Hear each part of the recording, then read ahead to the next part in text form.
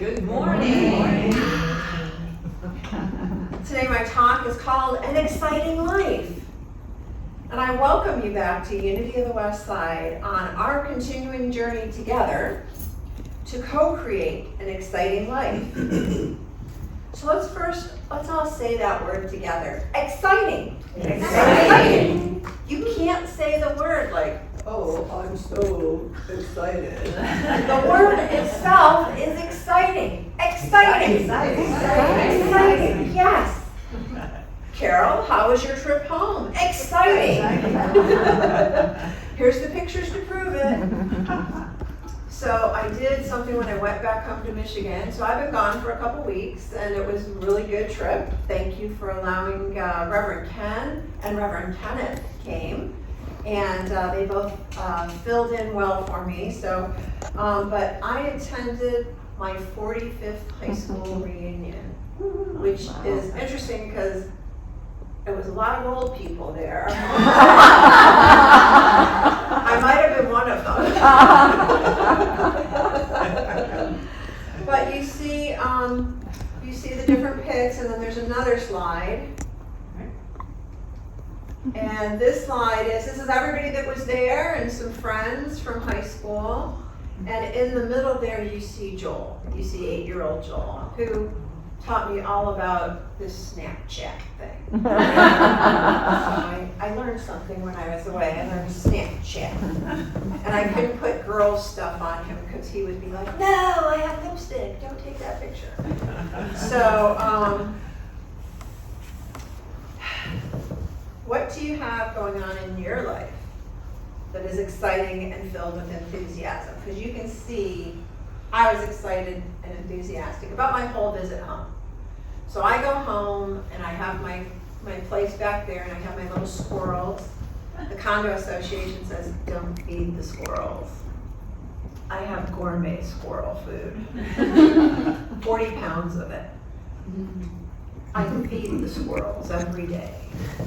Every day they're squirrel ninjas, like knocking at the windows. Come on back, give us more. This time there were a female cardinal and a male cardinal there.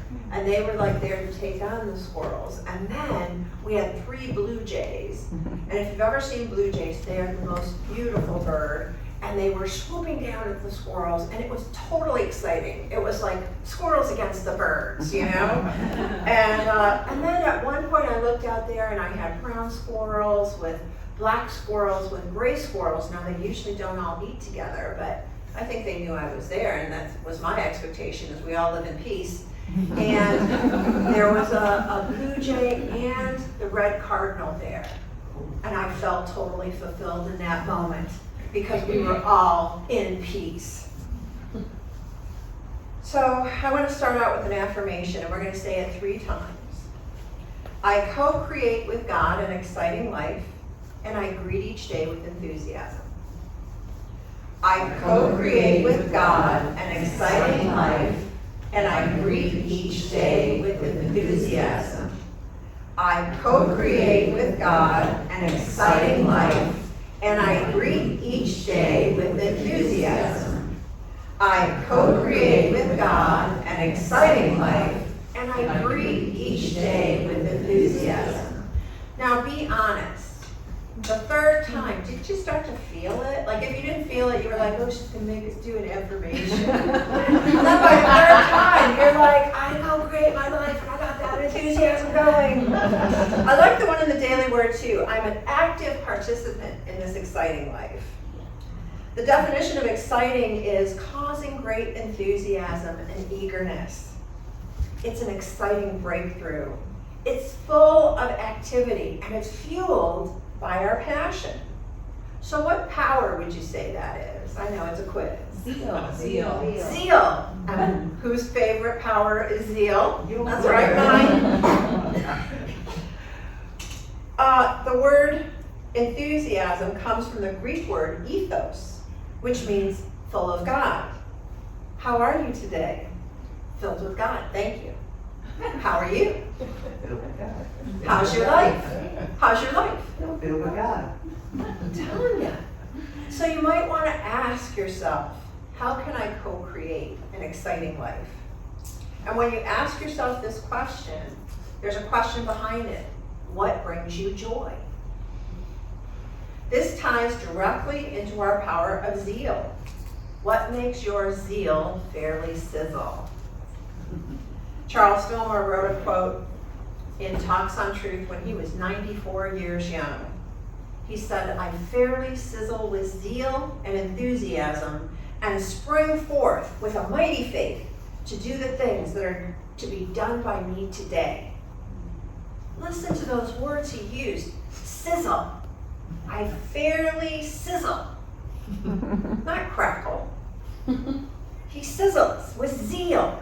Not fervor, not passion, but zeal. And enthusiasm. Not interest. Enthusiasm. And what does he do? He doesn't meet it. He springs forth. 94 years old, he was still springing forth. Not with a little faith, not with moderate faith, not with adequate faith. He has a mighty faith.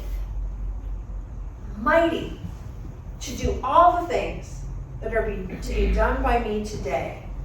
Not next week, today.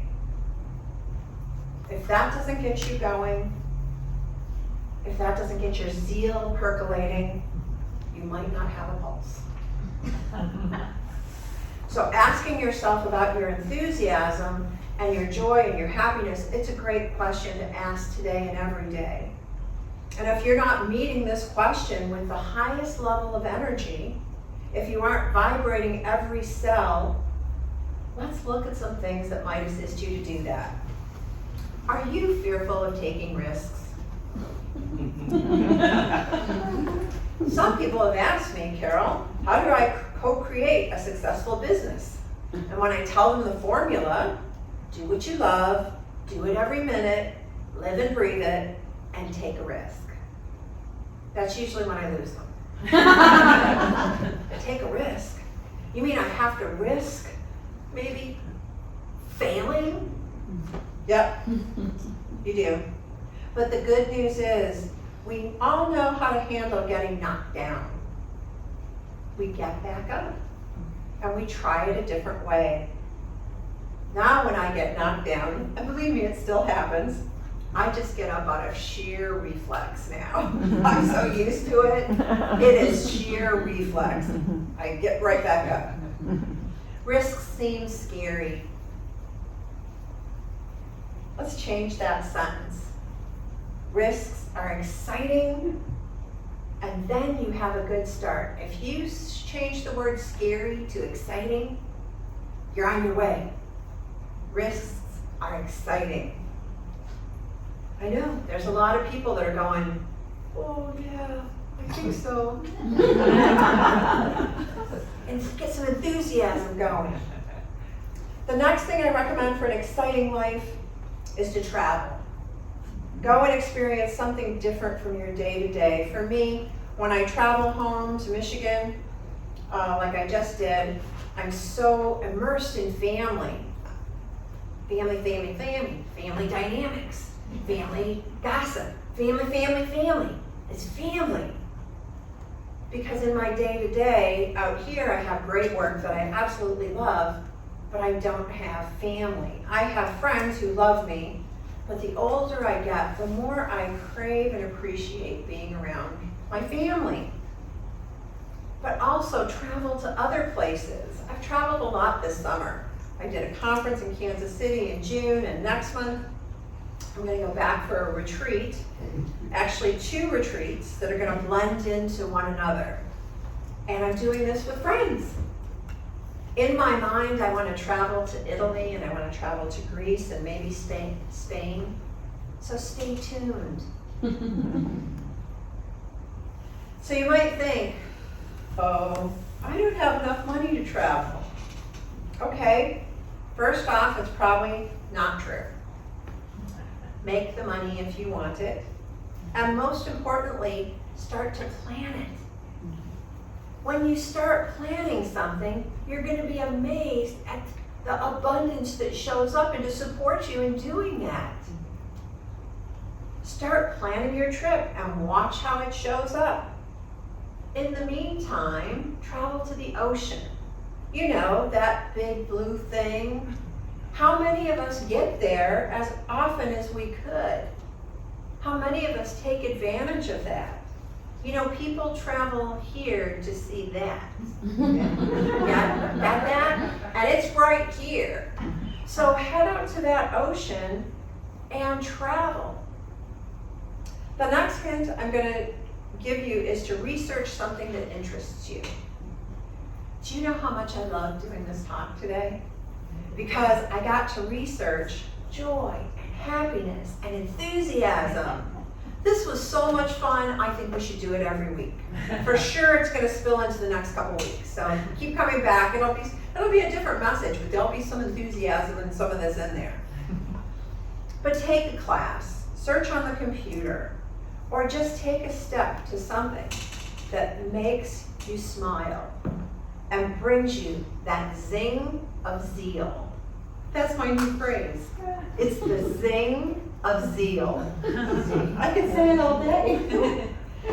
You know what that zing feels like. I know you do. So the next one is to meet new people. So if you don't know everyone here today, say hello and introduce yourself. Try not to get creepy with it, because people are here for the first time, and that might really scare a first timer. But try smiling at people, because you never know what the universe has planned for you. So my flight back to LA, I came back on Thursday, and I was supposed to leave there.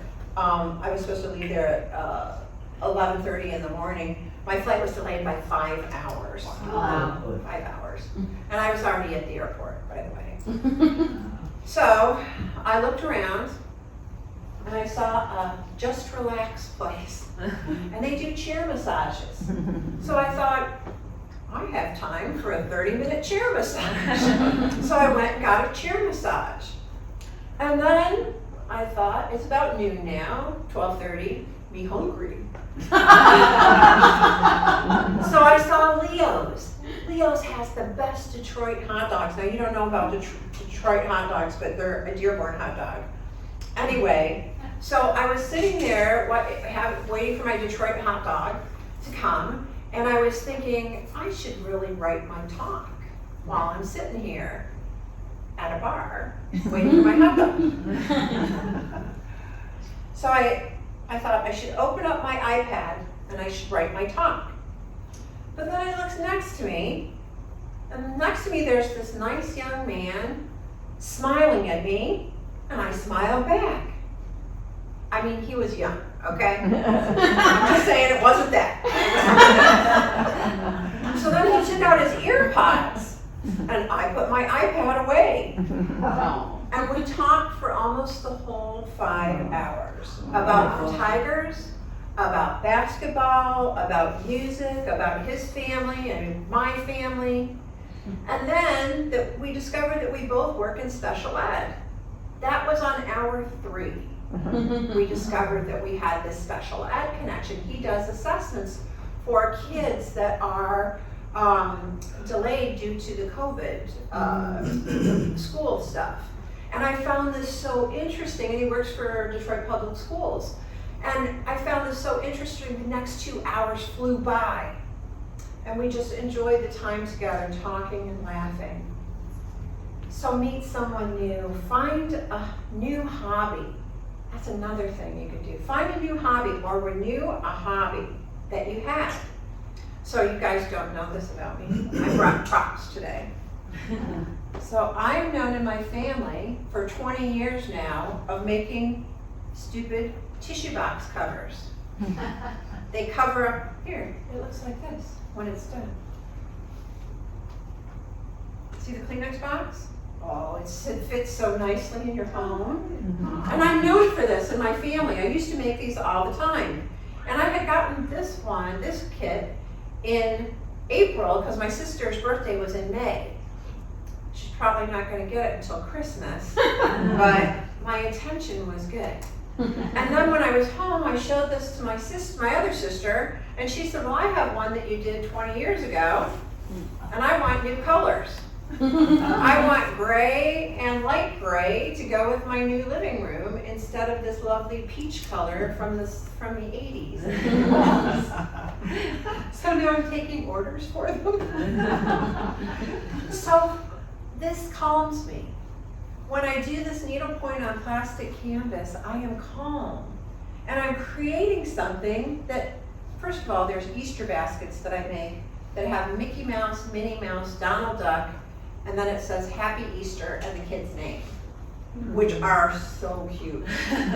They take me about, I don't know, 100 hours to make one of them. So only kids that I really love get them. And I did them for all my nieces and nephews growing up, and my niece was like, oh, that's like my Mickey Mouse, you should make one for me. And I was like, you're grown up now. How about a tissue box cover? She's like, no, not my thing. So I love the creating, and it calms me, and I'm happy when it's done, and I get to give it to them, and later I get to go to their house and I get to see it, and it makes me happy. The next hint I have is a good one, especially for Unity of the West Side, because we need more volunteers. So volunteer at something outside of you that you believe in. We need new people in every area here in this church. And any volunteering I've done here, and it's been significant, even before I was the minister, it's a sacred service between God and I. And it's to serve. I serve this community. And I know there's several of you who also serve just as much or more than I do. But volunteer. Take yourself out of yourself in your life and go work for something that you believe in. And personally, Unity of the West Side is a great place to work. I'm just saying. The last one's going to be a challenge for all of us. The last one to create an exciting life is to sit and listen to a different point of view than our own. If you're surrounding yourself with people who only agree with your point of view on anything, from politics to faith to sports, that's right, I said politics, I said the P word, to faith to sports, you will remain stagnant. And I said it out loud. We all have to listen to truths that are different than ours. And we don't have to take them in unless they resonate with us. The thing that I like best about Unity is we teach truth talks here. But your truth and my truth might be different, might be the same. But I love that about Unity, that you find your way to your own truth. And we seek our own truth here. For this reason, I love taking classes with a lot of you, because you make me think, and you make me change, and you make me grow. And I would just want to say, if you have attended a class here, I thank you for that. Because in these classes that I facilitate, I always learn way more than what I feel I give out. I'm telling you, the classes here are awesome. Lastly, I ask you to be flexible, because nothing will rob your joy like rigid living. I can't go to dinner with you. I have to eat by 4 o'clock. How many times has someone said that? No, I understand. Never? You have to age a little bit. It happens as we get older. It does happen as we get older. But I say, have a snack at 4, go to the dinner that starts at 7 p.m., be bold and be flexible in whatever way you can. There will never be another you in this world. You are God's perfect creation, and you are meant to do so much, and you didn't come here to play small. The first time I was told that, it scared the heck out of me. you didn't come here for a small life. You came for a big, full, exciting life. An exciting life is not going to come to your house, ring your doorbell, and get you off the couch. We, my friends, are responsible for our gifts, for our joyfulness. Our new friend Elise wasn't just poof, manifested. She had to do something. She had to put herself and her music out there in an email to us. And you know what? We had to do something by being open and listening to her fantastic music. And it took a little time because I was traveling at the time. It took a little time, but when we talked, she was so joy-filled and I was so joy-filled. And so we decided that today would be a good idea, maybe even a great idea, maybe even a divine idea. And then it manifested. I invite you to put yourself out there this week and keep putting yourself out there until you find that joy that is always in our experiences, that silver lining that is in every cloud. Every single cloud has one. You just need to look for it. The last thing I have to say is remember to save a little enthusiasm and zeal for yourself.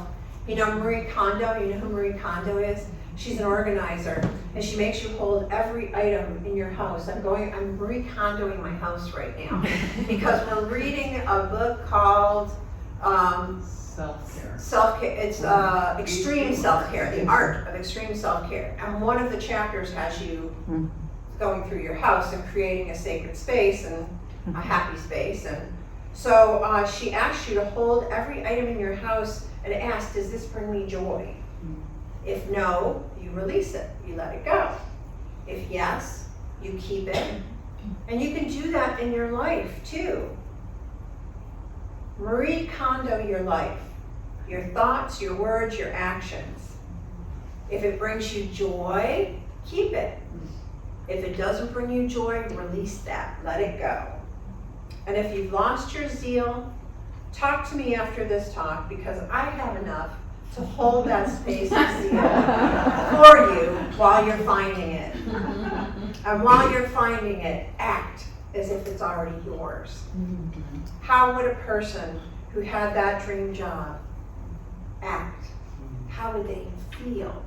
Feel it. How would a person with, fill in whatever blank, that house, that guy, that whatever it is, feel the energy of it, imagine it as if it's already yours. And I love these quotes by Norman Vincent Peale. So let's go to the next slide. Oh. So Norman Vincent Peale, he wrote a book called The Power of Positive Thinking. And my favorite one here says, if you want things to be different, perhaps the answer is to become different yourself. I know, I love that quote.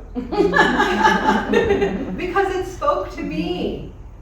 If I am not joy-filled, whose job is it to make me joy-filled? Mine. So I have to be different. And I know it's like the whole risk thing. I know it sounds like it's scary, but it's really not. I co-create with God an exciting life, and I greet each day with gratitude and enthusiasm. So gratitude is next week's talk. Namaste, and thank you for letting me talk to you today.